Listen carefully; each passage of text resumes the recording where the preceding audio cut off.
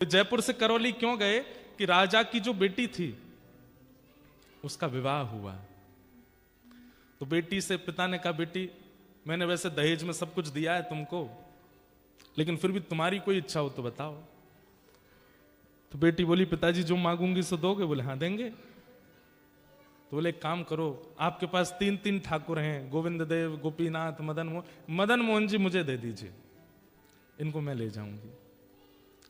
राजा के तो जैसे प्राण निकलने को हो गए। लाली तू जो चाहे मांग ले, लेकिन इनको मत मांगे।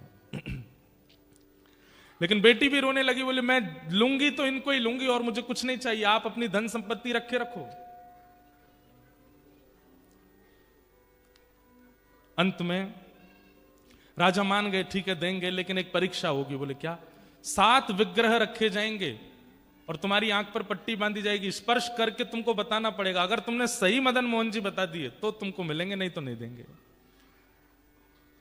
बेटी बोली ठीक है। 7 विग्रह बने, एक जैसी कद काठी, एक जैसा स्वरूप, मुख आदि सब कुछ। बेटी से कहा आंखों पे पट्टी बांध करके अब तुम जाओ, स्पर्श करके बताओ कौन से मदन मोहन जी। रात भर उनकी बेटी रोई, मदन मोहन जी से बोली, जय जय मेरा मन है कि मैं आपको करौली ले जाऊं, पर मैं आपकी भी जानना चाहती हूं, आपकी इच्छा है कि नहीं मेरे साथ जाने की? और अगर इच्छा है मेरे साथ चलने की तो मुझे स्वप्न में कुछ आज्ञा कर देना।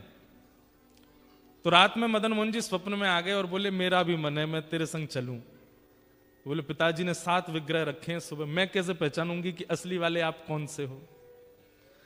तो मदन मोहन जी बोले तू सबके हाथ पकड़ पकड़ के देखना, सबके हाथ ऐसे होंगे, जिसका हाथ पकड़ने पर एक उंगली खड़ी होकर हिलने लग जाए समझ जाना मैं ही हूं, मुझे ले चलना।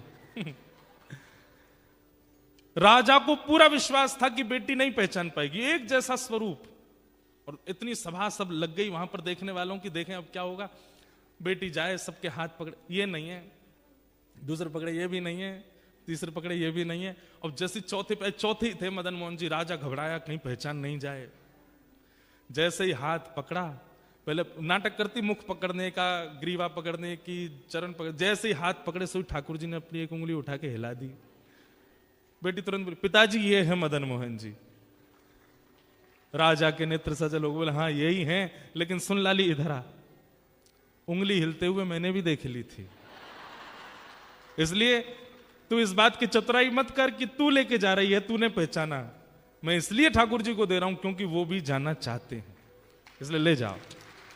तो श्री मदन मोहन जी दहेज में आए करौली राजस्थान। एक बार बंधुओं भारत जाइए, हमारे कहे से ना ये सबके दर्शन करके आना। करौली में मदन मोहन जी, पन्ना मध्य प्रदेश में जुगल किशोर जी, जयपुर में गोविंद देव गोपीनाथ जी, बाकी के 3 हमारे राधा वल्लभ राधा रमण बिहारी जी वृंदावन में है, सप्तनिधियों के दर्शन। तो मदन मोहन जी ऐसे ठाकुर जी हैं, वो उनको चुनते हैं जिनका दूर दूर से कोई वैष्णव संबंध नहीं है। आप लोग कथा सुनते हैं, आपको राधा रमण जी चुन लेंगे, आपको राधा वल्लभ जी चुन लेंगे, आपको कुंज बिहारी लाल चुन लेंगे, आपको गोविंद देव जी चुन लेंगे, लेकिन मदन मोहन जी तो एक्स्ट्रा ऑर्डिनरी चुन के लाते हैं, जो मांस खाता हो, जो महापातक हो, दूर दूर तक कोई संबंध नहीं हो, ऐसे को चुनने की इच्छा रहती मदन मोहन जी की।